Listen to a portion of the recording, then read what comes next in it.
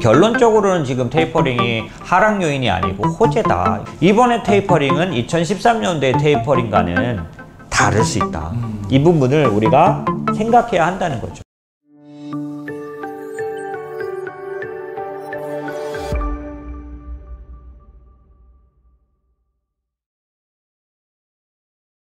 지금은 사실 그런 의심 구간 치고는 굉장히 팽팽한, 왜냐하면 오르지도 내리지도 못하는 듯한 그런 모습이잖아요. 그래서 물론 이제 어떻게 보면은 이러다가 폭 빠져버릴까봐 공포스러울 수도 있지만, 어떤 측면에서 말씀드리면 얼마나 굉장히 뚜렷한 어떤 그 긍정적인 부분들이 있으면 이렇게 부정적인 요인들을 앞서서 걱정하는 구간에서도 장이 빠지지를 않을까. 이렇게 보실 필요도 있죠. 확실하게 호재인 것도 지금 상당히 분명히 나타나고 있고요. 그래서 제가 오늘은 그 첫 번째 제목을 시장은 이미 또는 지금 테이퍼링을 반영하고 있는 걸로 보여진다. 이미 반영을 한 거다. 네, 지금 이미 반영을 하고 있기 때문에 오르지 못하고 있는 거다라고 보여놓치는 거죠. 아주 적극적으로 금리가 하락을 해 나가는 모습까지 나타나고 있기 때문에 기본적으로는 시장은 굉장히 뭐라 그럴까요? 생각보다 굉장히 강한 그런 모습인데, 이렇게 말하면 아마 좀 언짢으실 수도 있어서 제가 그렇게 막 노골적으로 말씀은 못 드리겠지만, 어쨌든 제 생각에는 앞으로 올 악재들에 대해서 걱정스러운 부분들을 지금 이미 좀 반영하고 있는 거다라고 보여지는 측면도 있다. 이렇게 말씀드릴 수 있네요. 2013년도에는 시장이 전혀 예상하지 못했었기 때문에 쇼크가 나타났다. 그런 얘기를 드렸었어요. 근데 이제 지금 보시는 화면에서는 그런 측면에서 보면은 2013년도 테이퍼링 때 텐트럼이 왔던 그 이유가, 그 중에서도 하나로 꼽을 수 있는 게 뭐냐면, 그 당시에 글로벌 경기가 상당 부분 미국만 좀 뚜렷하게 좋은 상황이었다. 그래서 지금 보시면은 그 화면에 나와 있는 것 중에 이제 빨간 점선 돼 있는데 보시면 이렇게 그 하늘색으로 이렇게 칠해진 이렇게 동산처럼 보이는 부분이 뭐냐면, 그 미국과 나머지 전 세계의 경기 모멘텀을 상대적으로 보인 거예요. 미국만 좋게 나타날 때 그 산같이 보이는 게 높아지는 거죠. 이제 굉장히 높은, 그러니까 그 왼쪽으로 가보면 프로포인트로 보면 거의 3%포인트 막 이렇게 차이 날 수 있는 그런 정도인 거고, 그런데 이제 오른쪽에 지금 현재의 미국과 전 세계의 경기 정도를 비교해 놓은 걸 보면 그 2013년도에 비해서 차이는 굉장히 작습니다. 이게 눈덩이 같은 게 작잖아요. 파란색, 그 하늘색 음영이 굉장히 작게 나타나죠. 그러니까 이건 뭐냐면 2009년도 금융위기 이후에 지금처럼 똑같이 양적 완화 같은 정책을 써서 경기가 좋아진 정도가 좋아지고 있었는데, 그 좋아진 그런 속도나 정도가 미국은 너무 현혹하게 좋은데 반해서 2013년도쯤 됐을 때 미국이 좋아진 정도는 굉장히 강한 거에 비해서 다른 나라들은 전혀 그러지 못했던, 그러니까 부진 정도가 굉장히 심했던 때고요. 지금은 어떠냐? 그 차이가 그때보다 훨씬 덜한 거죠. 실제로 경기나 이런 부분들의 중요한 어떤 지표들은 그 13년도에 비해서는 훨씬 더 건전한 상태인 거라는 거죠. 그래서 특별히 우리가 지금 백신이 이제 막 몇이 맞기 시작했는데도 불구하고 아시다시피 한국 경제 성장률에 대한 OECD나 이런 전망치가 상당 부분 상향되고 있어요. 그렇게 말하면 우리 백신이 우리가 가동된 게 아직 아니잖아요. 그죠? 그런데도 불구하고 그 2013년대 금융위기 이후에 그런 미국과 나머지 국가, 예를 들면 그때 미국과 한국의 경기 차이의 심각한 정도 차이보다는 지금 그 정도 차이는 안 나고 있다는 거죠. 그래서 이번에 테이퍼링이 나타나게 되더라도, 테이퍼링을 실행하게 되더라도 2013년도처럼 그렇게 미국만 좋아서 나머지 국가가 벌벌 떠는, 쇼크를 받는 그런 상황이 오지 않을 가능성이 극히 높다는 거고요. 그걸 설명하는 다른 이 차트들을 보면 왜 그랬나라고 봤을 때, 이 2013년도에 그런 경기, 미국과 나머지 국가, 만약에 예를 들면 미국과 한국의 그런 경기 차이가 왜 났나 하면, 사실 금융위기 때 금융시장에 문제가 터졌을 때 그게 어떤 걸 갖고 왔냐면 외화 부채를 급증시키는 그런 문제를 광범위하게 일으켰기 때문에, 지금 그래프 보시면 이미 2009년, 10년, 11년, 12년 이때 그 외환 보유고에 관련된 부채가 급증하는 그런 어려움이 이미 나타났던 거죠. 크게 그런 상황이 나타난 상황에서 2013년도니까 별로 그게 바뀌지 않은 상황인 거죠. 그러니까 안 좋아진 상태는 2009년, 10년, 11년 요때 워낙 강력한 타격을 받은 상태였다는 거죠. 네. 근데 작년도 코로나는 어땠냐면 코로나라는 그런 그 뭐랄까 팬데믹 상황 때문에 그냥 그 셧다운 됐다라는 그런 거지 네. 실제로 아주 안 좋아지는 그런 어떤 경기 침체가 진행되는 중에 그게 네. 어느 정도 모습을 가진 상태로 온 게 아니기 때문에 네. 그래서 지금 2013년처럼 이 미국 외의 국가들의 부채 위기 상황이 아닌 거예요, 지금은. 이때는 금융위기의 연장선상에 있었기 때문에 아직 부채가 해결되지 않은. 아직 상처가 아물지 않은. 예, 부채 위기에 있는 상태를 그대로 끌어안은 네. 채로 13년이 된 거죠. 네. 이때 테이퍼링을 한다고 하니까 충격은 엄청나게 컸던 거라고 보여지고요. 오른쪽에 그걸 말해주는 환율. 그러니까 환율이 불안정한 상태, 그러니까 네. 급등하죠. 그러니까 환율이 급등한다는 얘기는 모든 이 지금 글로벌은 참 그 뭐랄까 불합리하게도 달러가 중심이에요. 네. 그래서 달러를 중심으로 볼 때 우리나라의 그 원화 환율은 높아지면 높아질수록 약해진다는 뜻이거든요. 그쵸. 그래서 1,200원 되면 1,100원보다 원화가 약해진 거죠.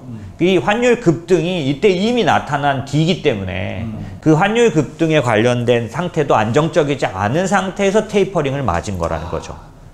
그러니까 이게 작년에 코로나 이후에 나타났던 한국의 상황만 봐도 전혀 달라요. 네. 그죠? 우리 같으면 예를 들면 뭐 K 방역이니 뭐니 하면서 네. 상당 부분 경제가 안정을 찾았잖아요. 네. 그러니까 굉장히 좋다라는 뜻이 아니라 네, 네, 네. 많이 흔들리는 부분이 적었다라는 얘기죠. 네. 예, 그런 부분들을 그대로 갖고 있기 때문에 이번에 테이퍼링은 2013년도의 테이퍼링과는 다를 수 있다.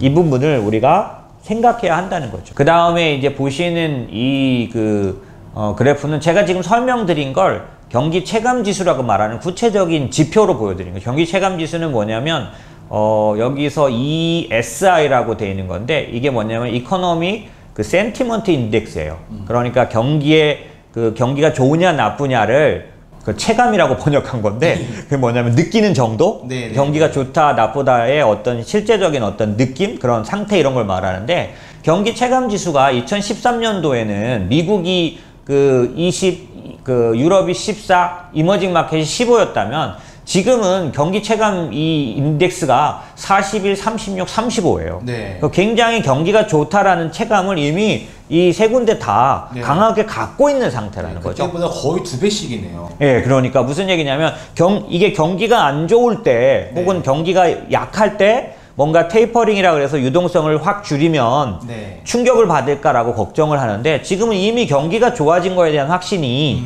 상당 부분 곳곳에서 강하게 나타나고 있다라는 거죠. 그렇네요. 네. 이게 제가 아까 말씀드린 시장은 이미 네. 긍정적인 상황도 상당히 많이 반영하고 있다. 왜냐하면 자신이 있는 거죠. 네. 탄탄한 게 있기 때문에 막 빠져들어가지 않는 거예요. 테이퍼링에 대한 위협이 나타나고 네. 테이퍼링이 가까워질 거라는 사인이 나타나도 예를 들면 지금 테이퍼링이 앞당겨질 수 있어서 시장에 충격을 줬던 요인이 두 가지가 지나갔죠. 하나는 네. 뭐냐면 금리 상승이었고 맞아요. 네. 하나는 인플레이션 수치였었어요. 지난달에 4.2가 나왔을 때는 쇼크 하루는 왔었잖아요. 네. 근데 인플레이션이라는 건 왜 쇼크가 됐냐면 테이퍼링을 끌어당기게 할 거라는 것 때문에 그랬잖아요. 그쵸. 근데 그런 쇼크가 오는데도 시장이 굉장히 단단한 이유는 네. 경기가 지금 구체적으로 살아나고 있다라는 게 너무 숫자적으로 보여왔기 때문에 네. 전에보다는 굉장히 탄탄하게 지금 테이퍼링을 맞이하고 있다? 그렇네요. 예, 그런 느낌이 체감 지수에서 이미 보여지고 있다라는 거죠. 네. 뒤집어 말하면 앞에서 말씀드린 것처럼 테이퍼링이 어떤 충격을 똑같이 주는 일이 있더라도 그 강도는 상당히 그때보다 네. 약할 수밖에 없다라는 거죠. 네. 그런 면에서 테이퍼링도 지금은 상당 부분 또 약해져 가고 있어요. 그렇죠? 네. 이미 네. 일주일 전에 테이퍼링에 대한 어떤 걱정이나 두려움이나 그 강도는 인터넷에 그 조회 빈도수 조사하면 상당히 그런 걸 근접하게 네. 쫓아갈 수 있거든요. 아마 조회 빈도수가 3월, 4월 이때는 금리였을 거고 네. 그 다음은 인플레이션 조회 맞아요. 빈도가 제일 높았을 거고 맞아요. 요즘은 테이퍼링이 제일 높았을 거예요. 네. 유튜브 그 주제 같은 거에 제목에서 보면 알 수 있지 않을까요? 맞아요. 제일 민감하지 않나요? 한번 테이퍼링 하면 싹 다 테이퍼링이고. 네네. 그랬었잖아요. 근데 지금 테이퍼링 주제도 그 빈도수도 떨어져 가고 있는 중일 거예요. 맞아요. 언제 그랬냐는 듯이. 네네네. 하지만 아직도 여전히 테이퍼링의 그런 부분들은 남아있지만 시장은 이미 그거를 어느 정도 체득해 나가고 있는 중이다. 이제 그런데 이제 결론이죠. 그런 네. 면에서 보면 테이퍼링은 사실 시간이 지났을 때 악재가 아니었다라고 판명 났었어요. 지금 보이시는 것처럼 QE1에서만 마이너스 3% 정도 났지 나머지는 테이퍼링 그 이후에 2년간 수익률이 좋았다라는 거죠. 그렇네요. 예, 전체 3년 수익률도 좋았다라는 거죠. 네. 이건 무슨 얘기냐면 그러니까 테이퍼링이 막상 진행되고 봤더니 시장에서 볼 때는 아, 그게 악재가 아니었다. 그게 시장을 하락시키는 요인이 아니었다라는 사실을 네. 다 증명해 왔다는 거죠. 테이퍼링이라고 해서 무조건 주가가 빠지는 건 아니네요. 그렇죠. 그리고 테이퍼링이라는 건 이전에 오히려 두려워하지 시간이 테이퍼링이 진행된 뒤에는 시장이 오히려 본격적으로 올랐다라는 네. 사실을 알 수가 있고요. 그 다음에 오른쪽에 있는 건 하지만 변동성은 상당 부분 테이퍼링에 의해서 예, 나타났던 것 같다라는 거죠. 테이퍼링 직후에 70일간 변동성이니까 네. 이 그 하늘색 이 그래프는 꽤 크잖아요. 네, 네. 꽤 변동성은 나타났던 걸로 보여져요. 그래서 아마도 예, 우리 앞에 눈앞에 있는 테이퍼링도 네. 예, 충격은 과거하고는 다르게 굉장히 작겠지만 변동성은 나타날 수 있다. 이번에 테이퍼링은 2013년도의 테이퍼링과는 다를 수 있다. 이 부분을 우리가 생각해야 한다는 거죠. 그러면 우리가 대비할 거는 그 하락이나 어떤 추세적인 그런 변화가 아니라 변동성일 거다라고 생각할 수 있겠죠. 그런 면에서는 이제 여러분들이 요즘 고민하고 계신 부분이기도 한데 네. 오르지도 않고 내리지도 않으니 도대체 좀 공포스럽다 오히려 라고 할 수도 있지만 반대로 지금 결론을 갖고서 이 시장을 좀 떨어져서 바라볼 필요가 있다. 네. 결론적으로는 지금 테이퍼링이 하락 요인이 아니고 호재다. 네. 그거는 뭐 귀에 못이 박이게 말씀드려도 부족함이 없는데 뭐냐면 그 양적 완화를 하고 금리를 내려서 그 하려고 했던 건 뭐냐면 비정상적인 그런 행태를 보여서라도 꼭 하고 싶었던 거는 어려움을 극복하려는 거였잖아요. 그쵸. 그 어려움이 뭐냐면 경제 위기였기 때문에 네. 리세션을 극복하려는 노력을 했던 거고 그 노력을 그 한 주체가 아, 이제 그거 이제 그 더 이상 안 해도 돼 라고 말하는 건 바보가 아닌 다음에는 좋아졌으니까 하는 거 아니겠냐는 네, 거죠. 테이퍼링을 하는 것도 이유가 있는 거죠. 그렇죠. 그러니까 이 주체자가 나는 이제 더 너네를 돌봐주지 않아도 너네가 충분히 혼자 설 수 있어 라고 말했다는 건 상대를 인정하고 있다는 얘기고 그 다음에 뭔가 대단하다, 좋아졌다라는 의미라고 본다면 그건 시장에 있어서 호재인 거죠, 그쵸, 사실은. 그쵸. 그런데 이제 다만 이게 우리가 기대해왔던 게 유동성이니까 그 기대온 대상이 뭔가 줄어든다는 것 자체가 그냥 가지는 공포감이었던 거고 네. 그런 결론들을 좀 갖고 봤을 때 지금 시장을 우리가 어떻게 이용하느냐 네. 그러니까 저로서는 오늘 이 자리에 오면서 그 시간을 준비하면서 저한테 가장 뚜렷하게 들었던 마음은 이렇게 시간을 주는 게 어디냐. 매수할 수 있습니다. 예. 작년도에 여러분은 어떻게 보실지 모르지만 오늘 제가 조금 약간 문제되는 말을 할지도 모르겠어요. 근데 그거 다른 뜻은 아니고 이런 겁니다. 뭐냐면 작년도에는 그 지금 밈 주식들을 움직이고 있는 그런 그 매수 에너지가 네. 작년도에는 성장주에 몰렸었어요. 네. 그래서 자칫하면 막 세게 오르면서 사야 됐었어요. 네. 막 빨리 사야 된다고 생각을 해야 될 정도로 네, 네. 팍팍 올랐어요. 그러니까요. 저희가 추천했던 신재생 에너지 ETF는 김대리 기억나지? 한 30%씩 막 그 일주일 하여튼 굉장히 짧은 시간에 30% 올랐어요. 네. 예. 그래서 다 놀라고 너무너무 막 좋았지만 그쵸. 이게 어떤 면이 있냐면 쫓아가는 사람 입장에서는 꼭대기에 살 가능성이 굉장히 많아져요. 맞아요. 예, 그리고 그 자체가 지금 제가 말씀드린 거 오해 말고 잘 들어봐 주세요. 지금 이제 기본적으로 전 세계적으로 개인 투자자의 어떤 그 참여에 의해서 전 세계 주식 시장은 굉장히 탄탄해졌어요.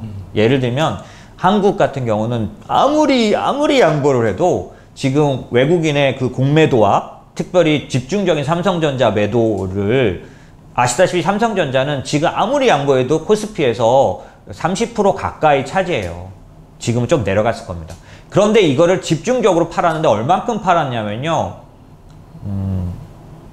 한 달만 따져도 4조 이상 팔았는데 전체적으로 우리나라 주식 판 거에 반 이상이 삼성전자였어요.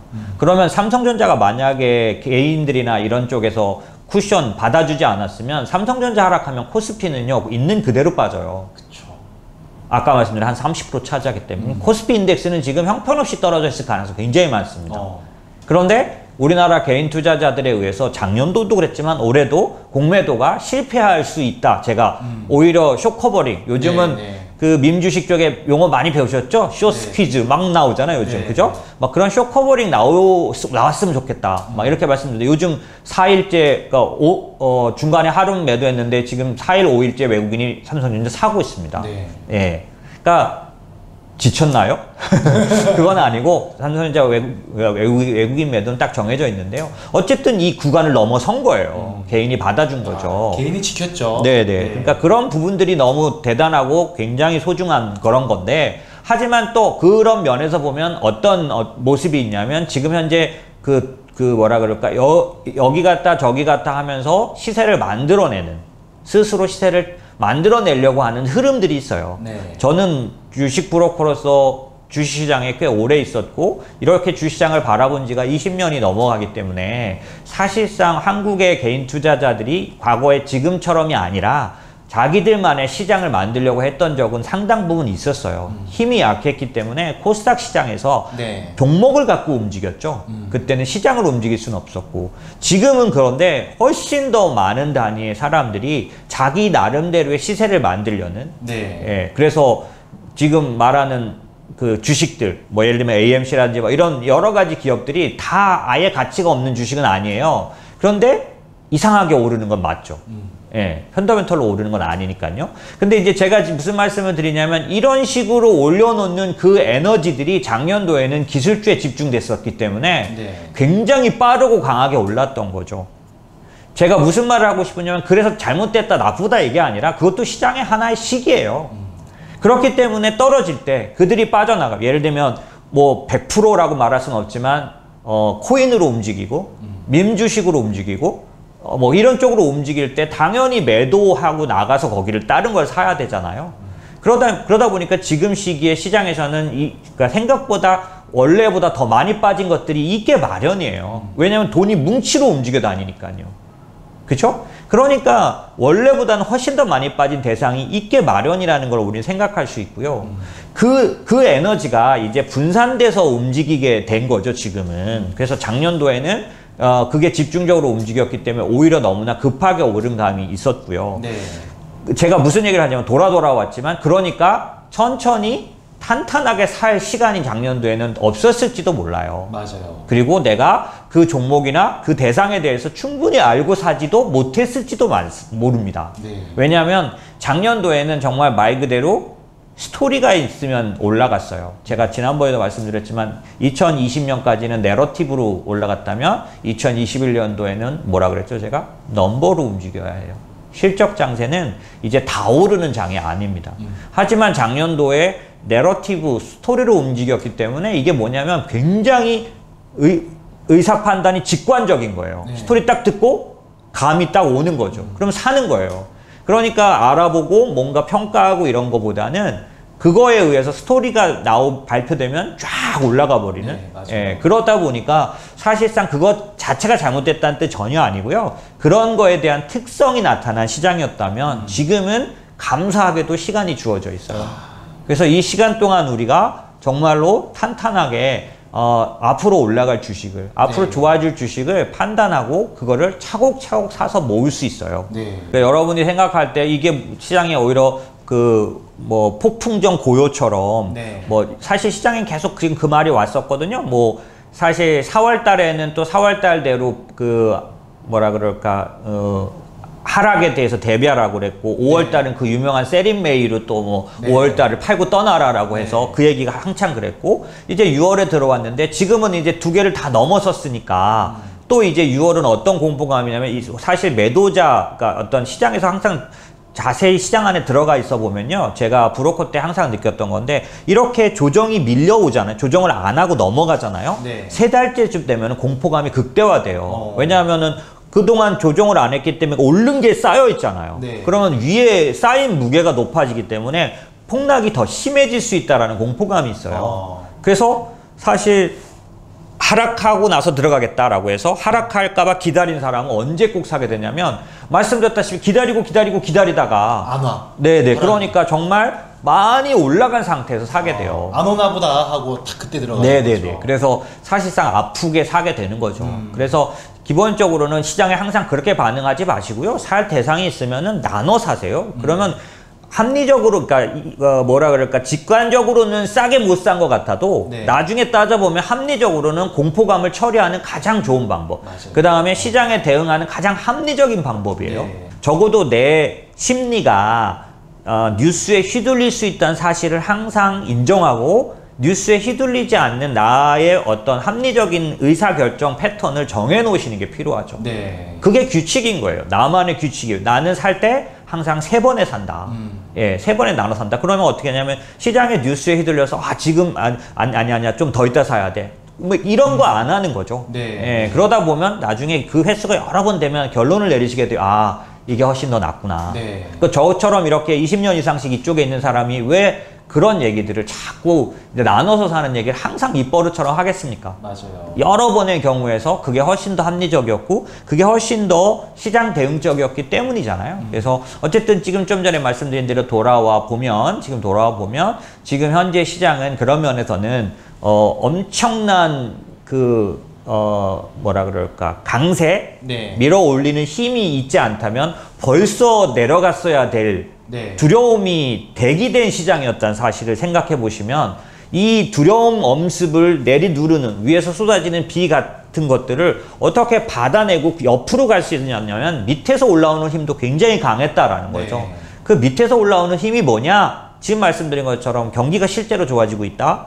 그때하고는 과거하고는 다르게 상당 부분 확신을 가질 수 있을 만한 여러 가지 펀더멘털적인 실제적인 지표들을 우리는 보면서 왔기 때문에 이 두 개가 부닥쳐서 옆으로 가고 있다라고 보시면 되고, 그 얘기는 뒤집어 말하면 과거 때보다 훨씬 이 테이퍼링을 악재로 받아들이지 않아도 되는 많은 수많은 증거들이 있다는 거고, 그렇게 생각을 해보면 이 기회는 오히려 옆으로 가는 기간은 어떤 기간이다? 내가 매수할 수 있는 기간이다. 그렇네요. 예.